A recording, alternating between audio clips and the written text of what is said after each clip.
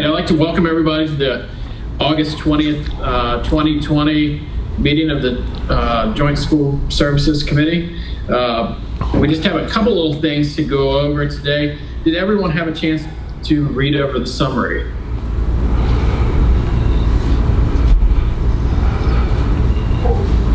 I did. Yes.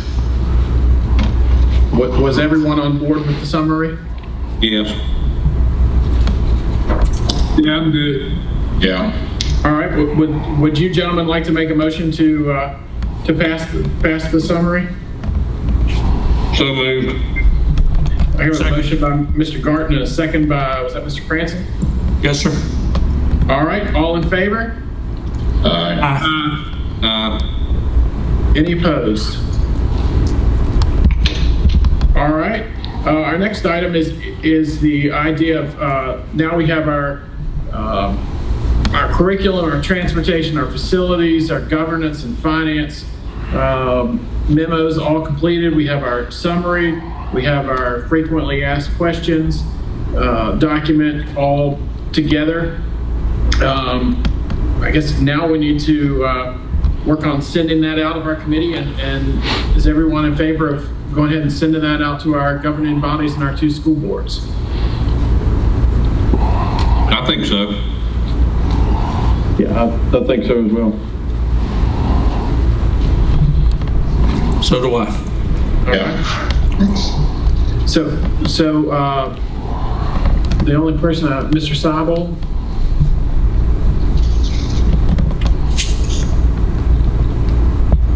Go ahead. All right. I guess if somebody would like to make a formal motion, we'll go ahead and plan to send that out to our governing bodies. I'll make that motion to go ahead and put it out. All right. I have a motion by Mr. Garton. Do we have a second? I'll second. All right. Second by Mr. Aaron. All in favor? Aye. Any opposed? All right. Our next little item is the idea of a, now that we will have our plan out for everyone to read and look over, are you all interested in possibly holding some sort of public comment period on our finalized plan? Jacob, would it be advantageous to be holding a public comment period before we've completed the public polling? And it maybe, what day would you be targeting, and what is the timeline for this going to school boards and the governing bodies? That's a good question. So it appears that both school boards have meetings on August 31st where they could present to their boards.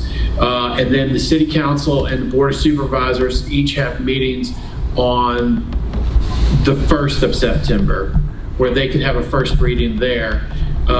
Those meetings are all scheduled, so that's pretty easy as far as the first reading goes. It would just be up to the separate boards as to when would be best for them to vote on that.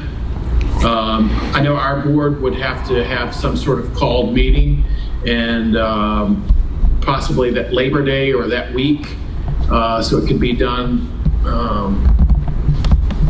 as soon as possible. So doing a meeting on a holiday is tough, but one thing I will say is, when is the polling, the public polling, anticipated to take place? Well, we said we would do at least a week after we got all the information out to everyone. So we would be potentially doing public polling before we've done, or doing a public hearing before we've done public polling, which then could dilute or have some adverse effects on the objectivity of the intent of public opinion polling. Just throwing that out there. I know there's a need for a public hearing, probably something that should have been done sooner. Just throwing that out there that can have an adverse effect on the public polling then. Well, I think it's the opinion of quite a few of the committee members that we wanted to get all of the information out there to people before a public comment period, just so people would be informed as to what we were thinking. One of the problems with the last public comment period is that we hadn't made any decisions. There wasn't really any information. So a lot of people were assuming a lot of things. And now we kind of have a plan and people can read it and then they can speak to the specific plan. Absolutely understood. I'm just laying out objectively the risk with conducting polling then potentially after a public hearing, because the goal was having the frequently asked questions or some facts out available, and then when you conduct a public hearing, that moves to very subjective based discussion. So then that has the potential to impact the objectivity of public opinion polling, because then, it's almost, think of it like a jury pool. Folks have then already heard this, and then those things tend to have an impact and bleed over into your polling. That's all I'm pointing out to you.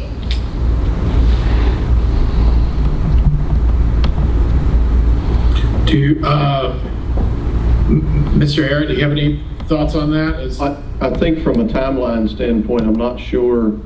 It's not, the way we had gone about it is to engage the specific polling firm through our advisors. So, as far as the timing of that goes, for a number of different reasons, we don't necessarily have pinpoint control over when the poll is conducted. The only thing that we had set forth from this body was it was our desire that we have a proposal, at least in some fashion, for folks to be able to read over and make some informed decisions on before any polling was done.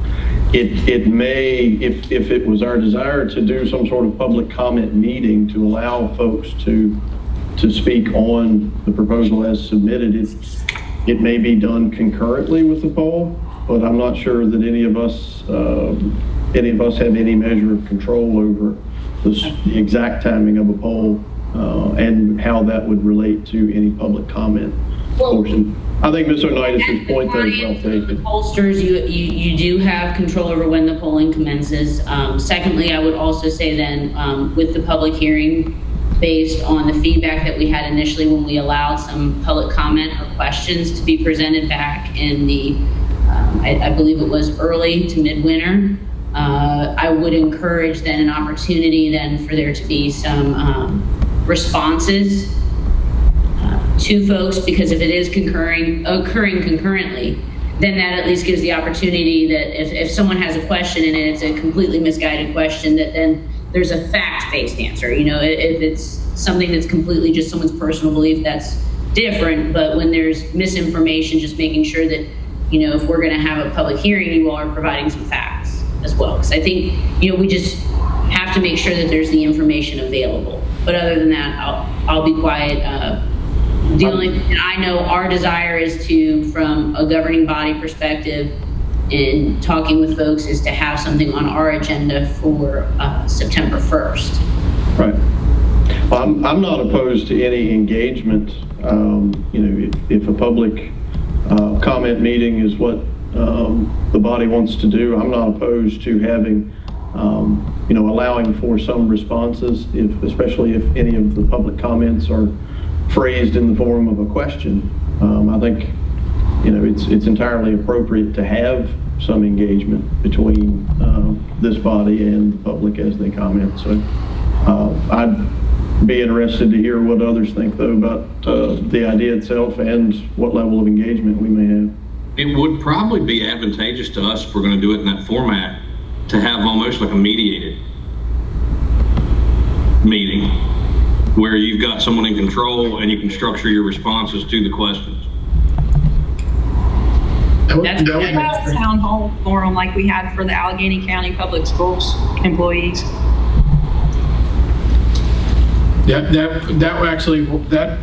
I thought that went really well. I know a lot. Yes, I thought it went well too. That might be a good idea. So just to explain how that went, that was a meeting that we had yesterday, and we had all of the directors from Allegheny County Public Schools, and it was a Zoom meeting, and all of the faculty and staff were invited to send in questions that were answered by specific directors based on who was the expertise in that area. it went really well.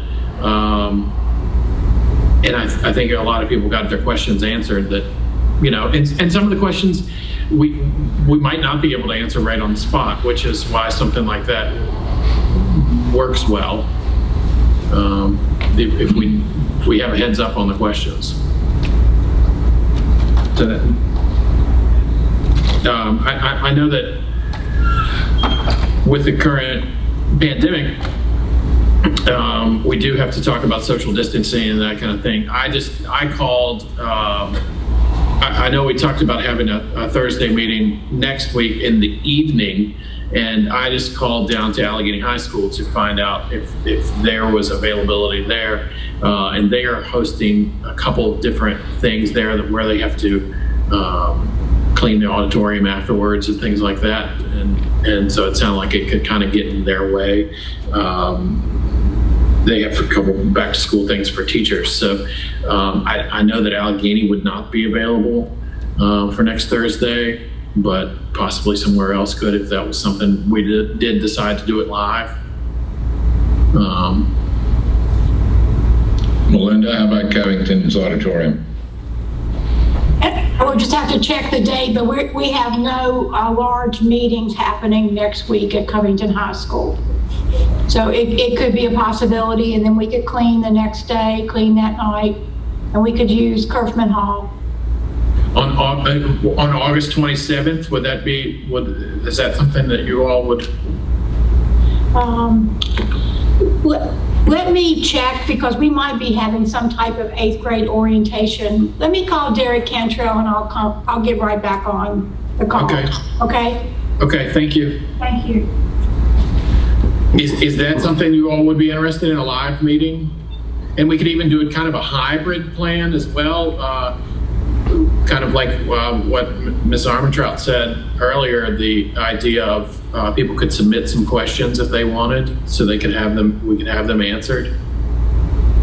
How are you going to allow for adequate access to participation then? Because not everyone's going to have computer access, so you'll have to allow some ability for potentially someone to call the school board offices or the localities and leave a question potentially, that kind of thing, and have, some advertised public notice then.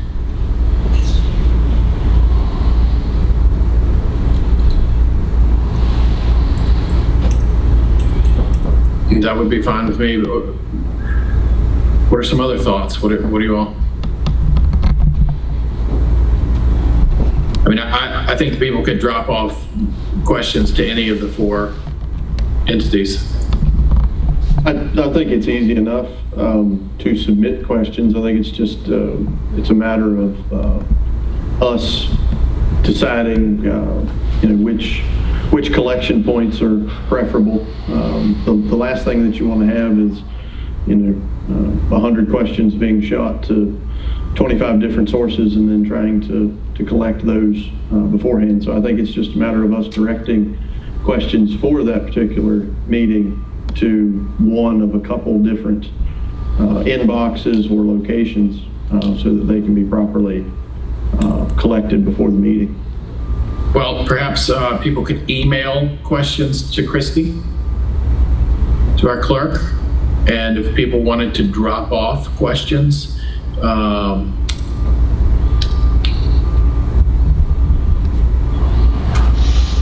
they could do so. It would be nice to have at least a day or two to try to put together the answers. Well, do we have any thoughts on a physical collection point for drop-off? I would say that in Covington, you would just do the city hall or the school board, one or the other. And for the county, we could do the county building or the school board office. And so we would just have 2 physical drop-offs and then the emails.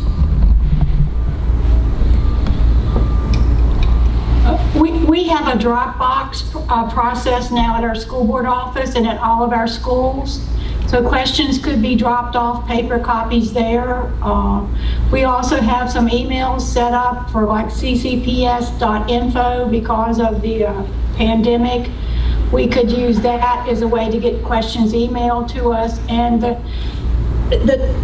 high school, Curfman Hall, is available on the 27th. There is a meeting after school, but if we're not meeting to 6 or 6:30, there could be the possibility of using Curfman Hall on the 27th. Okay. So what do some of the other committee members think? Mayor Seibold? Are you planning on having people physically at Curfman Hall, or is it just people can drop off questions? It was my thought that people could physically go to Curfman Hall. Then how are you going to control the numbers? You know, you got to practice social distancing. I don't know what that room would hold social distancing, but you're probably looking at every other row and every other seat at the least. If we base the last public comment meeting, if we use that as our baseline, I think if we had that amount of people show up to this meeting, even more, I think we could safely social distance that amount of people. Now, I didn't get an official head count at our first public comment meeting, but I want to say we were at probably around 50 to 70 attendees, roughly. No, I don't think I'm far off on that count. So I think we could likely accommodate, a fair bit more than that.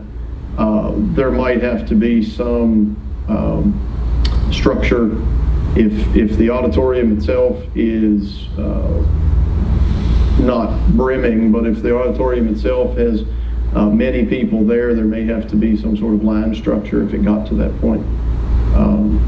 That would be, for any event, especially one where there's only one entrance and one exit, I would think it's incumbent upon anybody hosting to kind of ensure that.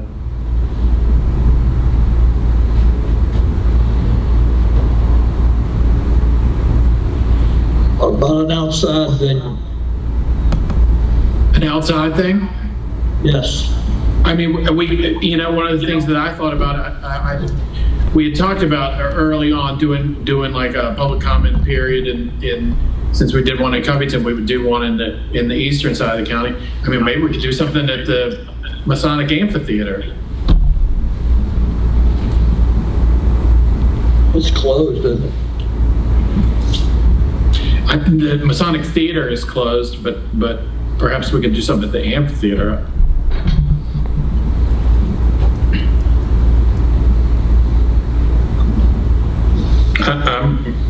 I'm up for whatever the committee would like to do.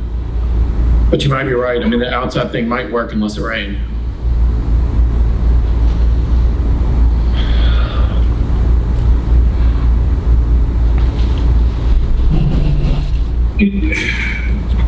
It's a logistic nightmare to think about social distancing with no idea how many people are coming. The amphitheater is outside, but how many people can actually be there? Allegheny's football field with the bleachers, you probably could social distance more than you could at the amphitheater.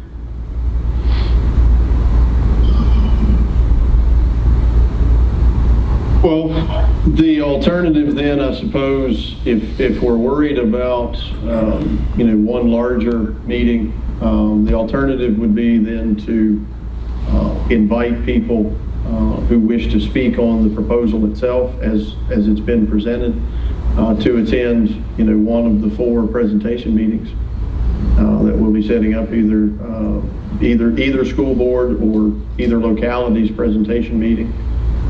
If that's agreeable to everybody. Perhaps what we could do is we could do a little bit of both. We could do something like the question and answer period. We could do that next Thursday, and we could make that something that would be broadcast for people. And then, like you said, we could, people could go to each individual entity's meeting as necessary. Well, Jacob, each entity will have a public hearing on the agenda. Right. There's the opportunity to manage it in that way because each venue has a capacity. And we also have a process, like I know in the city, I don't know for other areas, where we allow comments and letters via email, phone, and those other things to then be read in meetings as well. Yeah, and I think ultimately that's what it's come down to is whether or not it's doable. I think if I'm going off of some of the concerns about social distancing, is it doable for the Joint School Services Committee to host one meeting to allow that, or are we better off to keep everyone properly socially distanced and to kind of divide up the potential attendees by just encouraging folks to attend their public hearing meeting as it occurs in the 4 separate bodies. So I think Mr. Wright's idea of perhaps maybe taking, if we do have a central collection point or collection points, I should say, for emails, letters, questions to be responded to, we could potentially make that next Thursday's meeting if that's what we chose to do. I don't think that's an entirely terrible thing to do, but certainly open to other opinions. I mean, I think you're still getting into, as Mayor Seibel mentioned and Supervisor Griffith, the issue of logistics and how to properly plan and coordinate with the social distancing and all of the COVID restrictions at this time. And there is this option of the public hearings that will occur with the item being placed on each agenda, should that occur. Well, I think that we could do it a lot like the Allegheny Town Hall meeting last night. It was a Zoom meeting, or yesterday. It was a Zoom meeting that answered all of the questions, and so. Not everyone has computer access, Jacob. Correct, and that's why the newspaper and Allegheny Journal could be there for. Just like personally, I didn't mean to interrupt you, but personally, I think it should be one meeting with a full panel of everybody to put the plan together. I think when you split it into 4 different meetings, you're only getting a limited amount of members for each member to justify the thinking of, about each committee and how it came out, and you're going to miss a lot. I think that a full panel answers all the questions. You have it mediated question-wise to get the best answers you can get, and a structured way of doing it. I think the more meetings you have, the more clustered it gets, the more muddy the water gets, personally. But what if you just go on and have it Thursday at Curfman Hall and then have people submit that they will be there so that you can control the number of people and then properly social distance? I think that, structure it something like that. reserved spots or something? Well, tell if they wish to come and ask questions and this type of thing. We need for them to submit that they will be there, and we're not accepting people walk-ins. Okay, just people who have previously said that they would like to be there to ask questions or do whatever. And we could also offer them the option of having their questions answered without even attending. Correct.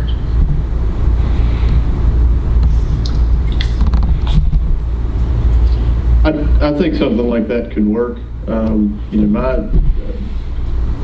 guess my motivation to any of this is just ensuring that anybody in the public has a chance to, have their voice heard one way or the other.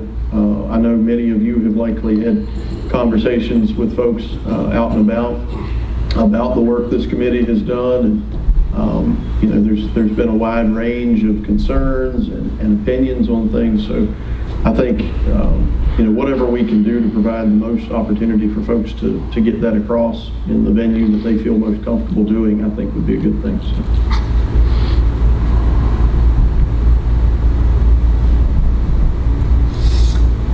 Hey, this is Charlie. You remember the last time we was at Curfman Hall, we did this meeting. It was more of a roast than it was a question answer meeting. We give them guidelines of things we wanted to ask, but most people spoke, and it hadn't anything to do with the questions we had, given. So I'm like Matt. I think we need a mediator, somebody to make sure that we stay online with pertinent questions. I agree. It was a bit of a rust. The town hall, the candidate debate forums that the Chamber of Commerce hosts usually before every local election has a format sort of similar to that. There is a moderator there of sorts, a facilitator, I believe they're called. And then there's generally a panel of folks that take the audience members' questions, because we all know not everyone's the most eloquent in their writing. So you have a panel of folks. Sometimes they'll combine 3 or 4 different questions into one question because maybe several questions sort of pertain to the same thing. So that may be an idea that we could explore, is having a facilitator to actually read the questions that can be responded to, and then a small panel, 2 or 3 folks usually works well, to sort of collect the different questions and make sure that the many different questions are being answered. It kind of makes the process a bit more efficient, I guess, if that's the best way to describe it. That's Yes. great. The Allegheny meeting yesterday, there were 47 questions, and because everyone had a chance to see the questions before and be able to give the right answers, it took 44 minutes for a meeting with 47 questions, and all of them were very thoroughly answered. So.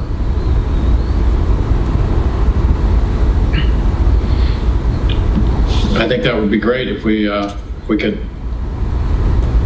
find a facilitator to do that and take questions beforehand. And would we still have live speakers? In that sort of format, typically folks submit their questions, and pre-COVID-19, that process has worked to where the question asker has been in person, but they submit their question to the panel, and then the panel sort of synthesizes the many different questions into, hopefully 1 or 2 questions that comprise, several of the questions that were asked by the audience. And then those questions are then turned into the questions that are asked, in our case, to us. So there would be the opportunity for folks to be there in person, I think. That actually may be, we all know folks who are, have been very active and been following along with the work this committee has done, but maybe public speaking is not their favorite thing to do. So having that sort of panel type filter for their questions takes a little bit of the public speaking pressure off of the process as well.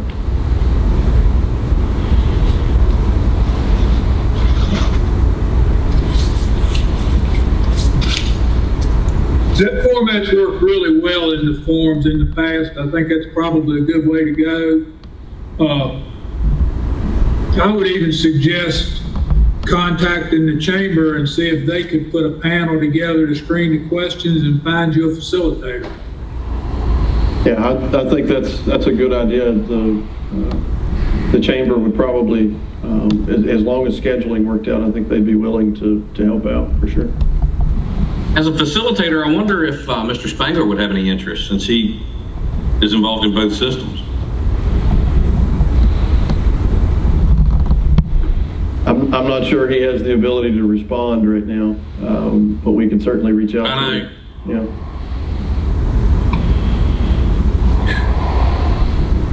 So does everyone like the idea of trying to do this next Thursday night? Yes. And contact the chamber. Yeah, I think we can go that route and see if we can get the schedules to line up. But I think that's a good way to try to go about it, and it allows people to get their thoughts out there, but it makes it a touch more efficient, and I think that may help us out on the logistic end of it as well. So if we did have a drop-off point or an email address where people could send these items, they could drop them off up until close of business on Tuesday or something like that, and that would give us time to have correct answers for everyone, and then we would just be able to answer the questions on Thursday. Is everybody on board with that? Is that?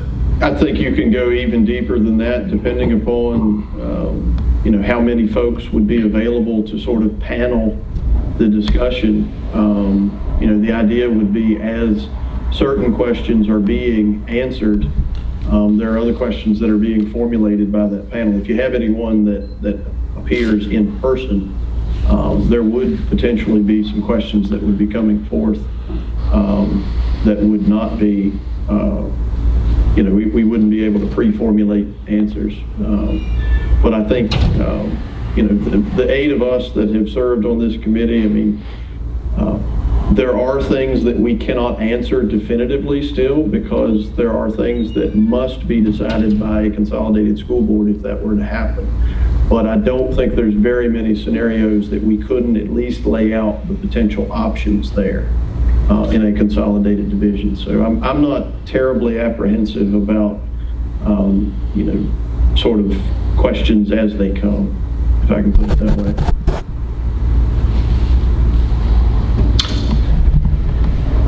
You're probably right. We're not. It's not like asking the school system specific questions and things like that. We're not going to get that deep into the weeds, so we probably don't need that much preparation time.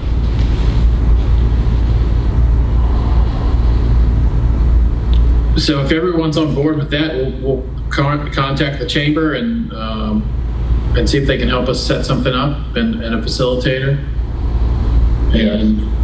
And all we would need to figure out is kind of some drop-off spots for questions if people wanted to send hard copy questions. And Christy, would you be willing to field the questions and shoot them over to whoever our moderator might be or facilitator? As long as it is complete before school starts, because I have a very interesting schedule to try to work out and plan for classes this year. I bet. So you're talking about being done with this by Thursday, right? Yes. We're having the meeting on Thursday evening. Are we putting out any plan information prior to this? Yes, I think we need to put everything out. I think so too. I think that way they have, that'll calm a lot of the questions you'll get too. Right. Yes, I think following this meeting, we've already approved all of our documents, so I think we need to get them out there. What I would like to do is Mr. Cobb is going to get us some more information on Monday from the attorney's office, but I would like to get everything out there as soon as possible and make it so folks can really read through everything, and including the fiscal analysis, the facilities report, just everything. So, just they can get all the facts and figures before Thursday. The Legend Ball report also? Yes, sir. Okay, and all that's going to be put together and given to each board also? Yes, sir. So on Monday, we're supposed to get some more information back from the attorneys, and then that way both the city council and the board of supervisors agenda information is due on Monday by the close of business. So we'll be able to get all of that to the board of supervisors and the city council, and we can have hard copies printed out for everybody and sent to all the boards. So we're going to go ahead and put the Reggie Ball report out to the press and all the media, and along the full subcommittees reports. Is that correct? Yes, sir. I would say so, and I know the Reggie Ball Salmon report has already been, I know it's on Covington City Schools website and has been, Melinda, I believe that's been there probably since at least the end of January, is that correct? Yes, it is. Okay. Yes. Okay. And I think, I'm not sure, I think it is available for download on the county's website, but I think any additional drop spots, if you will, it should be pretty straightforward for us to package all of those documents up together so that they can be downloaded or viewed in basically one place.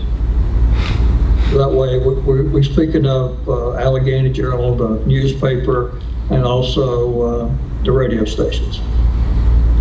Sure. Yes, sir. Yes. And we'll go ahead and get that summary report out this afternoon to all those different entities.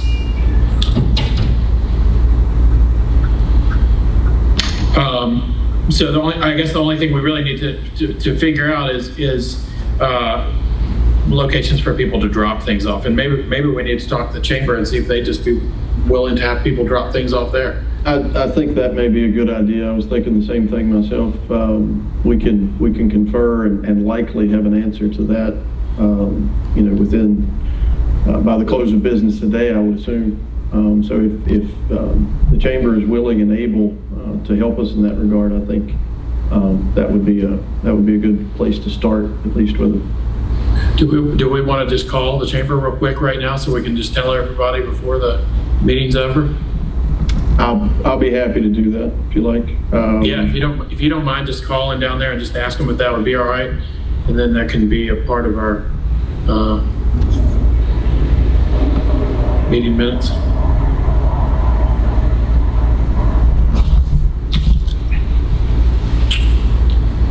There's one thing.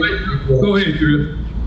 There's one thing in the curriculum that I'm kind of disappointed in, is that we're not expanding or making suggestions that we're going to expand technical training and skills beyond welding. I think that's, with all the work that we've done, that's a shortfall in this committee. That's just my 2 cents, and I don't care what nobody else thinks. The curriculum committee reported that they wanted to have people beginning career and technical training starting in middle school or in fifth or sixth grade. The thing about the welding was it was an example that was given because in a lot of circumstances, such as welding, students of a certain age cannot use equipment. So one of the suggestions was things like virtual welding. Students could do virtual welding. They can't do carpentry in sixth grade, or they can't use equipment. A lot of them are 16. You have to be 16 or over. But no, I think the curriculum committee is very interested in having kids learn things starting at a very young age and expanding our offerings in a new system. And the curriculum committee memo also mentioned expanding CTE offerings. And I think one of the things we talked about was hopefully getting the LPN program as part of our nursing, for example.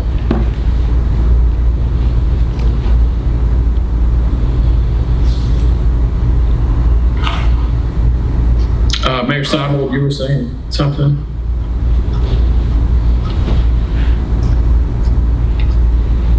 You're muted, Tom. Don't remember what it was now, Jacob. Give me a minute. It's all right.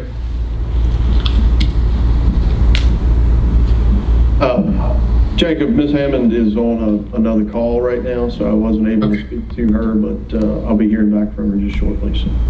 Okay. I remember now, Jacob. Yes, sir.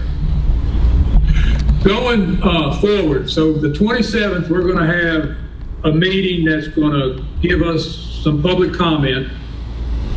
Then on the 31st, both school boards are going to meet. The plan will be discussed and voted on at that meeting? No, I believe both the school boards will present and then vote on it at their next meeting, which will be a called meeting, at least for our school board. And I believe I'm not sure about the Covington City Council. Covington School Board, they were having recurring Monday meetings, but that following Monday is Labor Day. So I'm not sure if they would do it on that day or not. Well, it normally would be worked out with the scheduling of the various board members. So that would, to answer your question, Tom, I think having some sort of initial reading and then a called meeting thereafter, whether that be a Labor Day meeting, which can be problematic in and of itself, or a meeting just before that Labor Day weekend. I think it can be worked out to have a called meeting for the vote itself.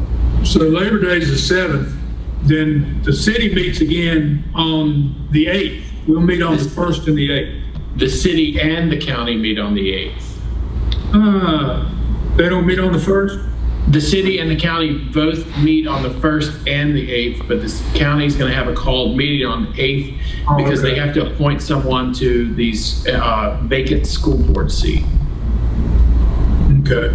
So that person will be interviewed at their meeting on the 1st, and then, or those people will be interviewed on their meeting on the 1st, and then they will be appointed on the 8th. So it seems like both of you all have meetings on the 8th. So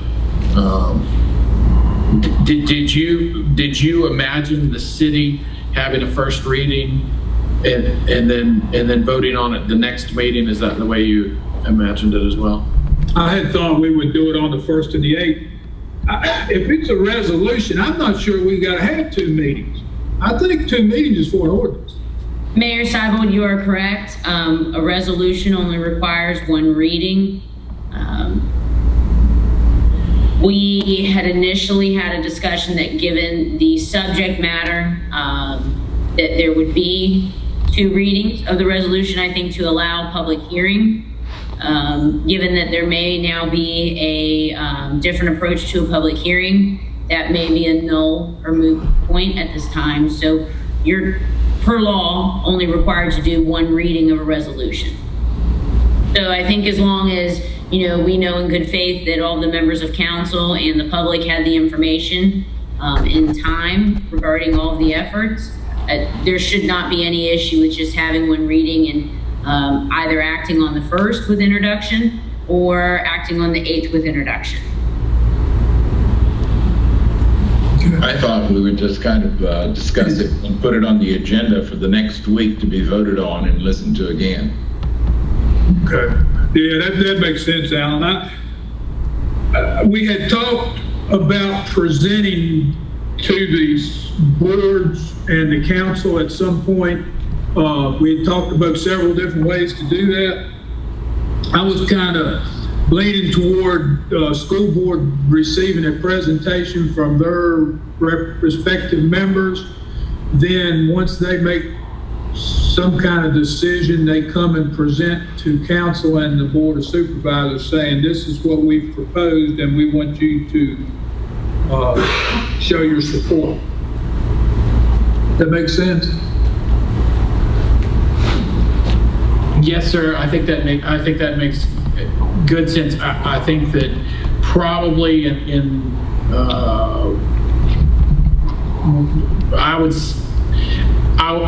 I think that we will probably vote. We would vote on it before you all, but I think that there's probably just due to timing in your scheduled meetings, we would probably present to you before we present the initial offering to you before it has been approved, but you all would vote after the school boards have approved. That makes sense. So it would be presented to Covington City Council on the 1st.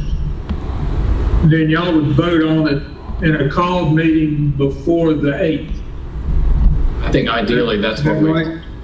Okay. Ideally, I just need to get the timeline in my head. Right. Ideally, I think that's the way it would happen. Hey, Jay, did you check to see if we had to give notice, public notice, 10 days or so in advance before we vote on the merger? Well, I don't think there's anything any different than anything else we do. The attorneys didn't tell us anything that would be any different. I can check with them, though, for sure. There was something in the code about 10 days. 10 days for what? That we'd have to give public notice before we voted on any merger. On the merger? Yeah, That'd be different than any other called meeting. I'll check with the attorneys and ask them just to be sure. Mr. Lanford, I know you've read through a lot of that stuff. Do you know of anything like that? I'm searching the code now.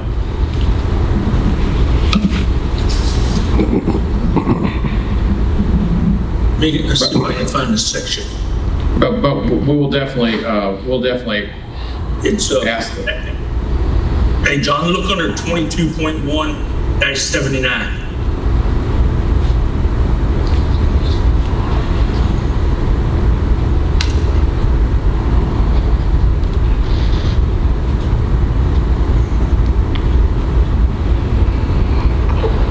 Just looks confusing, whether, some places have mentioned 10 days, some places have mentioned you do it the same day, so.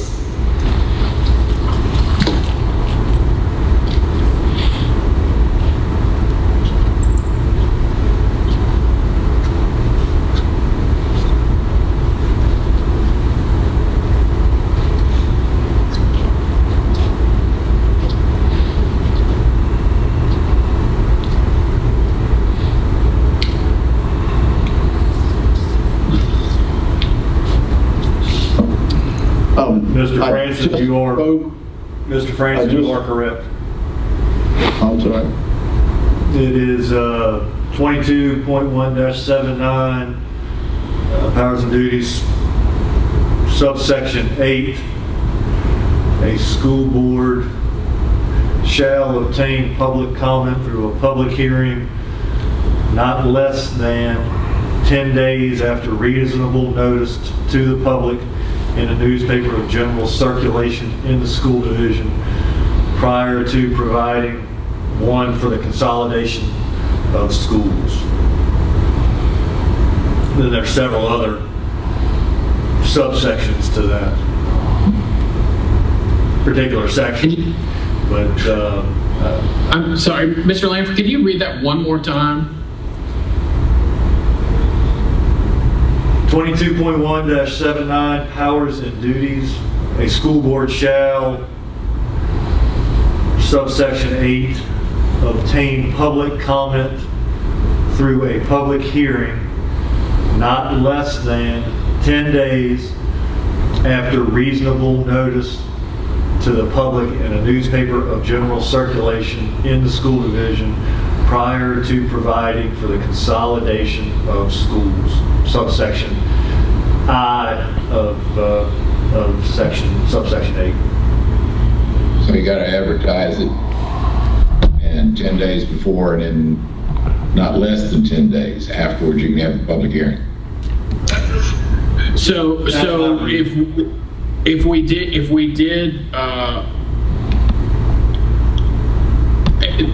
that would be right before we voted, not necessarily before we presented to our boards, the public hearing part.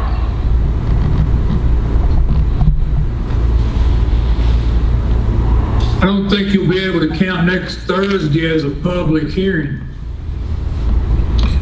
No, I didn't mean that. I think what that code section is saying is that we're going to have a public hearing at our school board meeting. Correct. Okay. So if we did present on the 31st,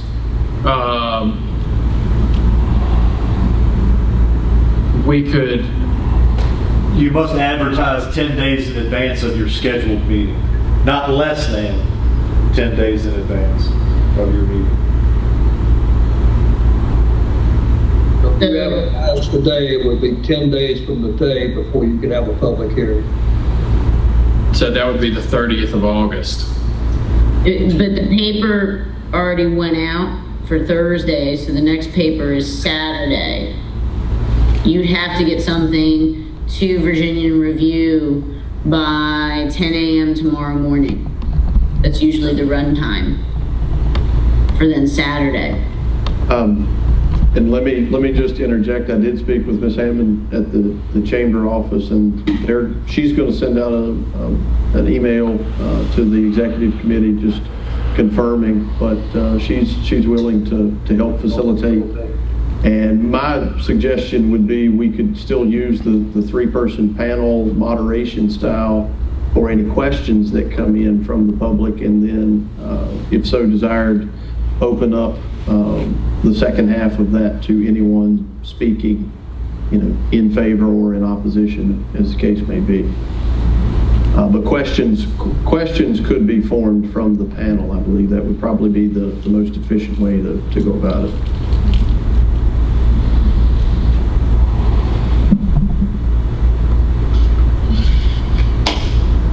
So, Mr. Ayer, did you hear the part about the 10 days? Yeah. Yes, I did. But regardless of the timing of it, I think if we had more time, that would be, just from the chamber standpoint, I think that would be okay. Oh, I don't think what we're talking about doing on Thursday has anything to do with this code section. Yeah, it's not going to be able to count as an actual public meeting. No, it's not. I think it's going to have to be at our school board meeting. And you're running the risk now with your school board meeting being on the 31st. You have got to get a public notice in the paper for Saturday then, or because you're running out of the 10 days. Well, the thing is, if we actually wouldn't be voting on it until that next meeting, so the 31st would just be the presentation to the board. So the 10 days would actually count back from the day we vote on it. Do you allow public hearing at introduction, so you're not going to introduce it and have a presentation to then allow public hearing at that time on the 31st? So you're only going to give one public hearing? I'm just trying to understand, I'm not familiar with y'all's agenda, that's all. Well, I don't think, go ahead, Ms. I would like to have Troutman Sanders give us some advice on this, because I think they need to be the one to help us make the right choices in the timeline and what the public notice should say. Or we're going to have to go to our own school board attorney, and that's going to take some time to do it right. So yeah, we can call Troutman Sanders right after the call and find out exactly what the protocol is for that. To answer Ms. Oneidas' earlier comment, don't you think that? Let's just use these dates as an example. The August 31st, if we had a presentation, then we would still vote on it on September 7th or whatever it was. We would have our public hearing part of it at that meeting. And then we would vote on it.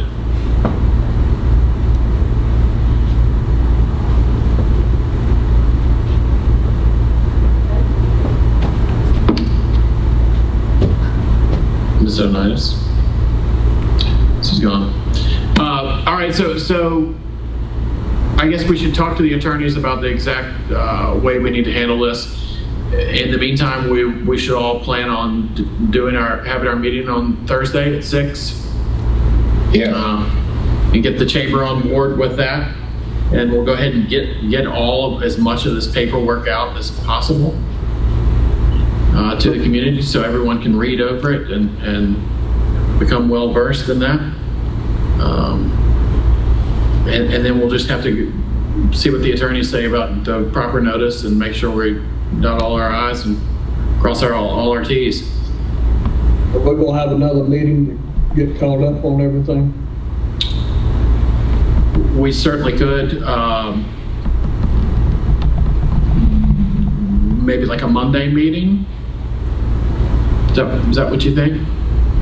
Probably wouldn't be a bad idea, because everybody needs to be on the same page.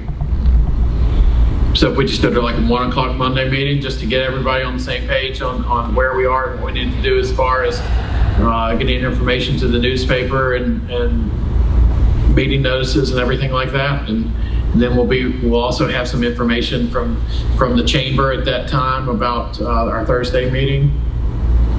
So we can go ahead and get everything out. The only thing we need to have a meeting about, in my mind, is the schedule for public hearings and where we move forward. The governing body moves forward and how the school board is going to move forward. And everything else can be out in the public where people can start getting familiar with everything. Okay, I just received a text message from Mr. Spangler, who must be listening on the call, that said that our public comment period has to be on a different day than our voting day.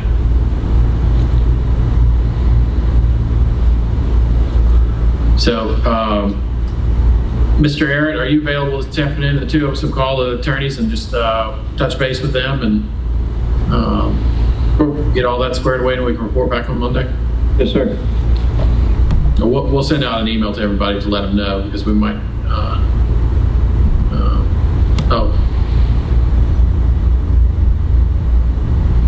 Maybe. Yeah, we'll talk to the attorneys and we'll get an email out to all of you all describing what our next steps are. But in the meantime, if we could plan on meeting on Monday at 1 o'clock, and we'll plan on meeting at 6 o'clock on Thursday, and in the meantime, we'll get as much paperwork out as possible right now. And Jacob, you don't have to do it, but you might want to think about advancing your timeline one more week farther. It's going to be pushing you to get everything done you're talking about. Yeah. So we may have to have a call meeting on the 15th or something in the city. That's my birthday. We'll celebrate. Perfect. Sounds like a winner. All right. Who will bring cake? Perfect.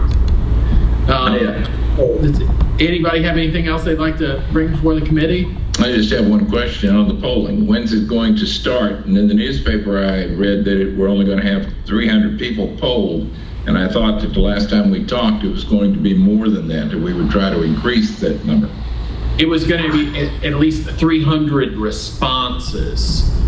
And they said that they would poll a lot more people than that, but a lot of people won't answer. And, they want to have 300 responses at least. Minimum.